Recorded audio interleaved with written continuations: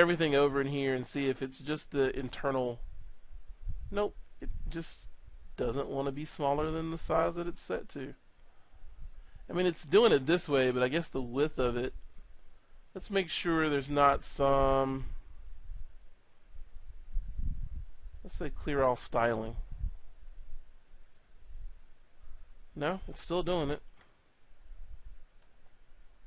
That's very odd for this component. It makes me not even want to use it right now, realistically, until we figure out what's happening to it. But we'll go ahead and use it, and then maybe it's really weird. Like it wants to scale, but then it just pops back out to this full size. There's probably some simple setting that I've turned on and I forgot about. So we'll leave our little component right there. But you can change these and transform these. Let's look at my transform tool. Let's see. Is it transform? Let's see. Width, resize. Nope. Responsive width. Yeah, even changing the width in here, it still doesn't want to be smaller than that. So there has to be a setting somewhere that's making this not be any smaller, or it could be the fact that there's overflow text in here. It could be my text that's doing it. I think it's probably the text. Nope. We'll figure it out. Anyway, I've got this on that page right there, so I'm going to save that page. And I can close that page down now. So I've got my services tab. And the services, once again, is this one big window of icons. So I'm going to do the same thing we did last time. Just going to grab it. Alright, so do a print screen. And then go back into Photoshop and actually just go paste it. And I'm just going to cut that. So the thing that I really, like I say, I really enjoy about this is the fact that you can quickly iterate and get something that looks pretty darn good in a very short amount of time. One thing that I like to do inside of this is I actually prototype sites out for clients in this now. They'll ask, hey, what does this look like? And I'll say, well, I don't know, but let's go check really quick. And I'll go do a quick drop for you, and then we can look at it. And it's nice to be able to quickly go in here and iterate. So I think that's probably one of the nice things about it. The other thing is the fact that you can, if you use the advanced services from Adobe, you can actually publish this site and have networked interactivity to a database, which is pretty awesome because you can have a database connection with this and not even really have to worry about knowing those things either. So you can see this image is kind of oversized. So because it's oversized, it pushes down my footer, and my footer now goes down and meets where the new stuff is at. And let's say for my blog one, I'm going to grab it again. I'm going to grab another one. So on the print screen again, and let's go back into Photoshop one more time, because my last one I can actually do for realsies, right? So I'm gonna do this as I go along.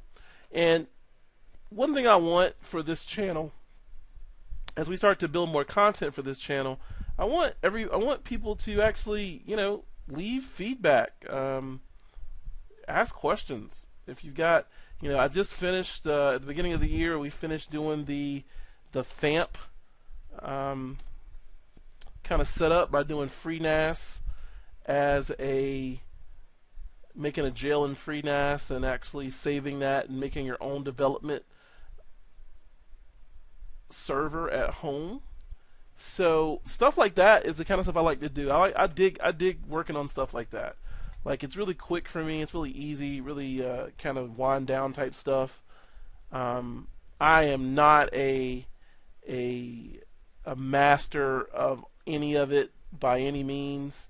I just love doing it. I've worked in the IT world, the visual effects world, and kind of all over the place. I've been more of a nomadic person when it comes to really working with design. So I've been on a lot of different sides of the fence. So I like doing these little videos. So hopefully you like watching them. And then my last one is going to be contact. The contact one, I'm not going to actually make it from the pre-made stuff that's already in there. What I'm going to do is I'm going to use some of the widgets that come with Muse.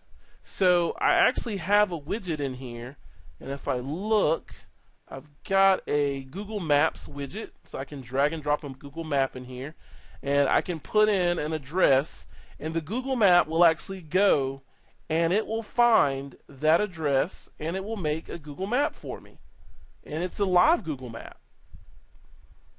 So you can see this is previewing right from the internet and going and grabbing this map, and I'm going to drag this just like this so I can drag this up here.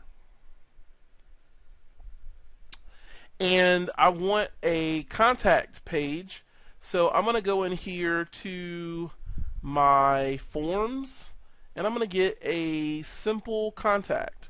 So I'm going to drag that simple contact in there. And you see I have a simple contact. And that looks pretty darn professional if you ask me. Well, you can ask me in the comments. So I like this to kind of, there we go. Give me like a little 15 pixel thing around there, and then we'll grab this, and I can bring this right about here. Give myself some padding for it. Let's do a little bit more padding at the top. So there we go. So I've got my little map in here, and it's going to connect to the internet to go grab my map. And I'm gonna, you know what? I want to just have one last little image. That's all I want. It's just one more image of something. So let's say building exterior. And I'm just looking for a building just to put in here. Something, I don't really care kind of what it is. Just want something just visually appealing for the page, as it were. Right, so I'm going to save this image. I'm just grabbing a simple image. I'm not doing anything spectacular. It's just a simple image. So I've got that image, and I'm going to go in here and place that image in here as well. And here's my image. So we can pretend like this is that place. I would love to work there. It looks like an awesome place to work.